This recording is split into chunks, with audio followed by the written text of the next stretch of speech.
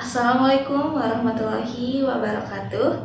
Perkenalkan, kami dari kelompok 6 dengan saya Siti Kodaria sebagai moderator dan 3 teman saya sebagai presentator.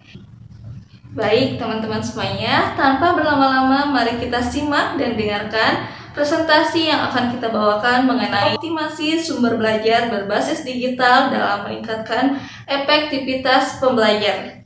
Nah, kepada presentator pertama yaitu Saudari Nia Siti Sumiati, saya persilahkan. Di sini saya akan menyampaikan latar belakang dan materi. Di bagian latar belakang yaitu Kemendiknasmen menghadirkan sumber belajar di ruang murid sebagai pilihan sumber belajar yang relevan sesuai dengan kurikulum dan mendukung pembelajaran yang lebih menyenangkan demi pembelajaran bermutu bagi semua. Nah, sebagai catatan, sumber belajar di ruang murid tidak hanya bersifat wajib dan bukan untuk menggantikan peran ibu atau bapak guru, tetapi juga merupakan alternatif yang dapat memperkaya inspirasi mengajar. Nah, sumber belajar di ruang murid diharapkan bisa membantu ibu dan bapak guru dalam menemukan materi yang lebih variatif. Lalu apa sih sumber belajar di ruang murid? Jadi sumber belajar merupakan fitur di ruang murid yang menyediakan berbagai materi pembelajaran untuk membantu proses belajar. Materinya juga beragam, mulai dari artikel, video pembelajaran, konten interaktif, hingga laboratorium virtual yang bisa diakses kapan saja. Lalu mengapa ada sumber belajar di ruang murid? Jadi sumber belajar ini hadir untuk mendukung kegiatan belajar agar lebih mudah dan menyenangkan. Yang pertama, semua materi tersedia dalam bentuk digital sehingga praktis diakses kapan saja dan di mana saja. Yang kedua, pilihan materi sangat beragam. Jadi bisa disesuaikan dengan kebutuhan guru dan juga muridnya. Selain itu, variasi materi membuat proses belajar tidak membosankan dan juga lebih menarik. Lalu, apa manfaat sumber belajar di ruang murid? Jadi sumber belajar ini menyediakan ribuan materi yang sesuai dengan kurikulum dan siap digunakan. Bagi murid, materi membantu belajar sesuai kebutuhan dan minat. Bagi guru, materi dapat menjadi referensi dan inspirasi dalam mengajar, sedangkan bagi orang tua, sumber belajar memudahkan dalam mendampingi anak belajar di rumah. Semua materi di rumah belajar ini dapat diakses kapan saja dan di mana saja melalui berbagai perangkat. Sekarang kita masuk ke penggunaan atau cara menggunakan website ruang murid ini. Simak baik-baik ya. Sekarang kita akan belajar cara menggunakan website Ruang Murid, platform belajar digital gratis dari Kemendiknasmen yang bisa diakses lewat Rumah Pendidikan Go.id atau Ruang Murid. Langkah pertama, kalian bisa menuliskan di sini Ruang Murid atau Pendidikan Go.id. Bisa di-search, langsung muncul Ruang Murid. Yang ini bisa diklik. Nah, begitu masuk ke halaman ini, ada beberapa bagian fitur yang ditampilkan secara berurutan. Di bagian pertama, layanan yang tersedia yaitu inspirasi bahan ajar. Yang pertama ada sumber belajar. Sumber belajar ini portal pembelajaran digital interaktif untuk semua jenjang, tempat kita mencari materi pelajaran sesuai kelasnya. Kedua, ada latihan soal. Di sini, kumpulan soal latihan dari berbagai mata pelajaran yang bisa langsung dikerjakan untuk mengasah pemahaman. Yang ketiga, ada sumber buku pendidikan, yaitu akses buku teks dan non-teks resmi dari pusat perbukuan yang bisa dibaca secara digital. Di sini sudah tersedia untuk dibaca. Lalu ada pembelajaran daring. Pembelajaran daring ini bisa digunakan untuk pendidikan jarak jauh. Pendidikan jarak jauh ini akses pembelajaran daring untuk jenjang pendidikan menengah, cocok dipakai belajar dari rumah. Di sini ada rapor digital, yaitu berisi laporan penilaian dan evaluasi hasil belajar siswa. Jadi, kita bisa memantau perkembangan nilai secara digital. Lalu ada akun belajar. Di sini fitur manajemen akun terpadu untuk layanan pendidikan digital. Lewat sini kita bisa mengatur akun belajar yang digunakan untuk login ke berbagai layanan Kemendikbudrismen. Dan selanjutnya ada riwayat pendidikan. Di sini menampilkan catatan perjalanan pendidikan siswa mulai dari jenjang awal hingga jenjang yang sedang ditempuh sekarang. Lalu ada 7 kebiasaan anak Indonesia hebat. Fitur ini mengusung program untuk mewujudkan generasi yang sehat, cerdas, dan berkarakter, biasanya berisi konten edukatif terkait kebiasaan baik anak. Dan yang terakhir, yaitu album lagu anak. Berisi kumpulan lirik lagu yang berkaitan dengan tema 7 kebiasaan anak Indonesia hebat, bisa dipakai sebagai media belajar yang menyenangkan lewat musik. Setelah mengklik sumber belajar tadi, disajikan pilihan mata pelajaran dan juga eksplorasi tipe materi.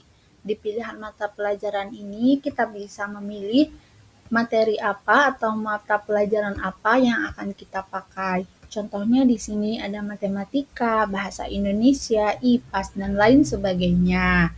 Nah, dalam eksplorasi tipe materi ini, kita juga bisa memilih ada interaktif, lemaya, game, dan juga video. Nah, karena kita akan mengenal Majas, maka materi atau mata pelajaran yang kita pilih yaitu bahasa Indonesia. Setelah diklik pada mata pelajaran bahasa Indonesia, di sini kita akan diperlihatkan dari beberapa unit atau materi. Yang pertama ada gaya bahasa dan ekspresi, ada Majas, yaitu lalu ada keterampilan berbahasa dan penyajian informasi, ada 2 materi penulisan tegak bersambung dan juga wawancara. Begitupun dengan materi-materi lainnya yang bisa kita pelajari lebih lanjut. Nah, sekarang kita akan mempelajari dari unit gaya belajar bahasa dan ekspresi dengan materi Majas. Di sini kita disajikan daftar materi dengan yang pertama mengenal Majas, yang kedua untuk game edukasinya yaitu petualangan Pulau Majas. Kita akan mengklik materi atau dengan mengenal Majas. Nah, pada layar utama kita disajikan dengan judul mengenal Majas dengan fase B dari mata pelajaran bahasa Indonesia. Kita bisa mengklik mulai di sini. Lalu di bagian menu ada petunjuk, CPTP, latihan, rangkuman, dan juga materi. Kalau kalian bingung, kalian bisa membuka petunjuk dari menu ini. Kita akan langsung saja ke materinya ya. Nah, pada materi pembelajaran Majas disajikan 3 poin utama, yaitu pengertian Majasnya, tujuan Majas, juga jenis-jenis Majas. Yuk kita mengenal Majas. Nah, di sini disajikan pengertian dari Majas. Majas adalah gaya bahasa yang digunakan dalam karya sastra atau tulisan untuk membuat ungkapan menjadi lebih indah, menarik, hidup, dan berkesan. Majas sering digunakan dalam puisi, cerita, atau pidato untuk menyampaikan perasaan atau pikiran secara tidak langsung dengan kata-kata yang lebih kreatif dan imajinatif. Selanjutnya, ada tujuan dari Majasnya sendiri. Yang pertama, membuat bahasa lebih indah dan menarik, membantu menyampaikan perasaan, memberikan kesan yang kuat dan dalam, mempermudah pembaca membayangkan sesuatu, dan yang terakhir menarik perhatian pembaca atau pendengar supaya lebih tertarik membaca atau mendengarkan sampai selesai. Selanjutnya ada jenis dari Majas. Yang pertama, jenis Majas itu ada Majas metafora atau gaya bahasa yang membandingkan dua hal secara langsung tanpa menggunakan kata seperti atau bagai, tetapi mengganti satu benda dengan benda lain yang memiliki sifat mirip. Ciri-ciri dari Majas metafora yang pertama, membandingkan dua hal yang berbeda, tidak menggunakan kata penghubung, juga menggunakan kata kiasan. Selanjutnya ada majas personifikasi. Majas ini adalah gaya bahasa yang memberikan sifat manusia kepada benda mati, hewan atau hal lain yang bukan manusia. Ciri dari majas ini, benda mati atau hewan digambarkan seperti bisa bertingkah laku seperti manusia, juga membuat kalimat menarik. Di sini ada latihan. Pohon-pohon itu seolah-olah titik-titik saat angin bertiup. Jawabannya menarik. Kita bisa cek. Kalau jawabanmu benar, bintang ini akan muncul. Nah, kamu juga bisa untuk memilih dari pertanyaan-pertanyaan yang diajukan di sini. Nah, setelah kita mengenal majas dan juga mencoba melatih dari pengetahuan majasnya, kita bisa langsung ke game edukatifnya, yaitu Petualangan Pulau Majas. Peta ini berjudul Petualangan Pulau Gabaku atau Gaya Bahasaku. Di sini disajikan ada 6 pos yang harus dijelajahi satu persatu secara beruntun, dan setiap pos membahas satu jenis majas. Yang pertama, ada Menara Majas. Di sini pos pengenalan umum tentang majas sebelum masuk ke jenis-jenis lainnya. Lalu ada Lembah Hiperbola. Di sini belajar tentang majas hiperbola, yaitu ungkapan yang dilebih-lebihkan dari kenyataan. Lalu ada Kota Personifikasi. Di sini belajar tentang majas personifikasi, yaitu benda mati yang digambarkan seperti melakukan tindakan manusia. Dilanjut dengan Desa Metafora. Di sini belajar tentang majas metafora, yaitu perbandingan langsung tanpa kata seperti atau bagai. Lalu juga ada Sungai Imajinasi, pos yang melatih kreativitas siswa dalam membayangkan dan menggunakan majas. Selanjutnya ada Puncak Keemasan. Di sini yaitu pos terakhir sebagai puncak tantangan berisi rangkuman atau evaluasi dari semua majas yang sudah dipelajari. Nah, setiap pos awalnya terkunci dan siswa harus menyelesaikan pos sebelumnya untuk membuka pos berikutnya. Setelah menyelesaikan satu pos, siswa otomatis bisa lanjut ke pos selanjutnya sesuai jalur titik-titik di peta sampai akhirnya mencapai puncak keemasan sebagai tanda pertualangan terakhir. Nah, setelah memahami materi majas, baik lewat versi interaktif maupun game edukatif, siswa bisa lanjut mengasah pemahaman lewat fitur latihan soal di halaman utama yang telah kita dibahas di awal.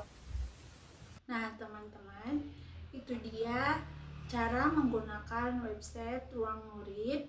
Semoga bisa bermanfaat dan jangan lupa untuk mencobanya ya. Nah, teman-teman, mungkin sekian saja penjelasan dari kami mengenai sumber belajar yang dimana kita dapat membuat pembelajaran dengan sangat mudah dengan sumber belajar ini.